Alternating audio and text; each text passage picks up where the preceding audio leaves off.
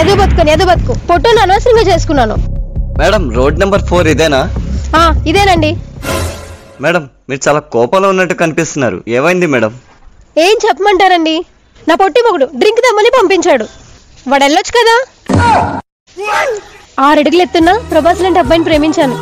వాణ్ణి కాదని 4 అడుగులున్న బ్రహ్మానందం అంటూ ఇచ్చి పెళ్లి చేశారు. మీకు విషయం తెలుసా, బ్రహ్మానందానికి నెత్తి మీద 4 గంటకులైనా ఉంటాయి, నా మొగుడికి అవి కూడా ఉండవు. ఒక్క మాటలో చెప్పాలంటే పనికి మళ్ళీ ఎదవండి. ఇంట్లో అన్ని పనులు నాతోనే చేయిస్తాడు. ఇదేనా మా ఇల్లు? ఇదేనా మీ ఇల్లు? ఇందాక నుండి ఎత్తుక్కుంటున్నాను రా. తినేరా మా ఆవిడి, నువ్వు వస్తున్నావని డ్రింక్ తెప్పిస్తున్నాను. నీకో విషయం తెలుసా, మా ఆవిడకి నేనంటే చాలా ఇష్టం రా. చూస్తుంటేనే అర్థమవుతుంది లేరా.